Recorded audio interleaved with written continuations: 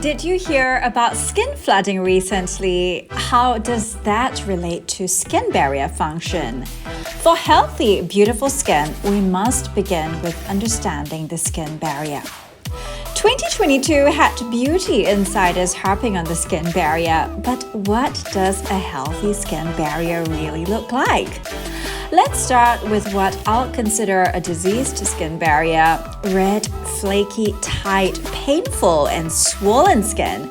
If any of these symptoms sound like your skin, chances are it's directly related to barrier dysfunction.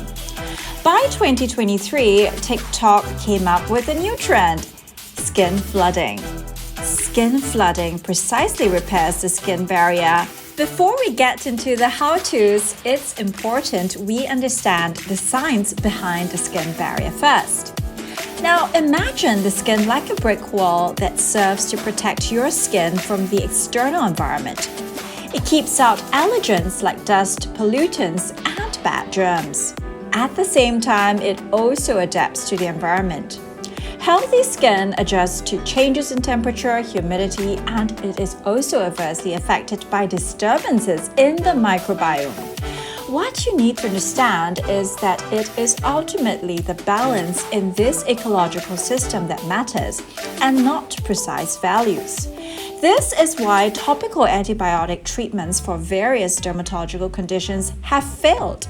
Acne skin is affected by Cutibacterium acnes, but it isn't the bacteria alone that's causing the disease. So, a healthy skin barrier effectively fulfills the following functions. It provides a physical barrier between the environment and the body cells. It regulates surface temperature, for instance, by sweating.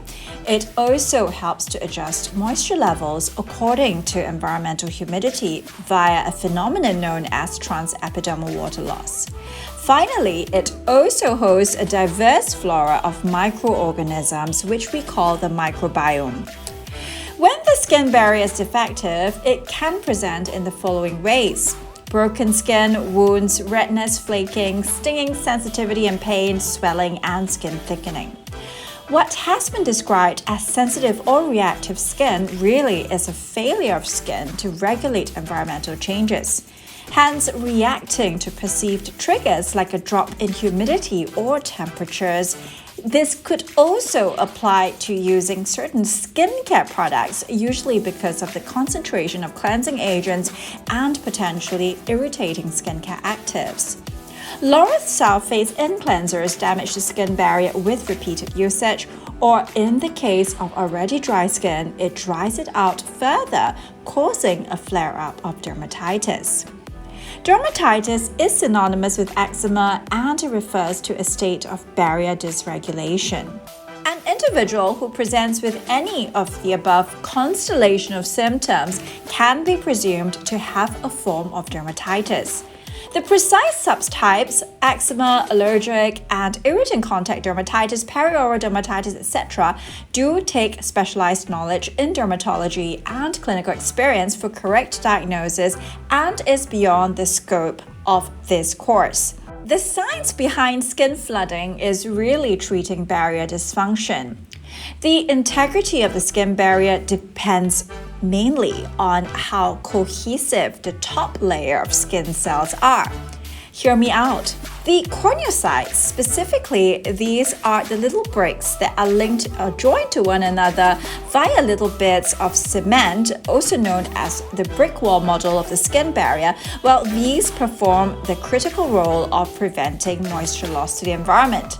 Skin flooding is quite literally flooding the skin with moisture, a series of steps that include various active ingredients that work on different levels of skin to help keep maximum moisture in. The skin barrier alone isn't just about water. The superficial skin cells, the corneocytes, they are precisely replenishing the lipids or the fats that help to keep the cells together, and these lipids are known as ceramides, which directly repair the skin barrier. An intact skin barrier is also essential for regulating the skin microclimate, and what is known as skin ecology comprises these very unique interactions of cells that talk to one another via chemical signals known as cytokines and chemokines. And more than that, it also provides the ideal environment for healthy bacteria to thrive, a concept known as the skin microbiome.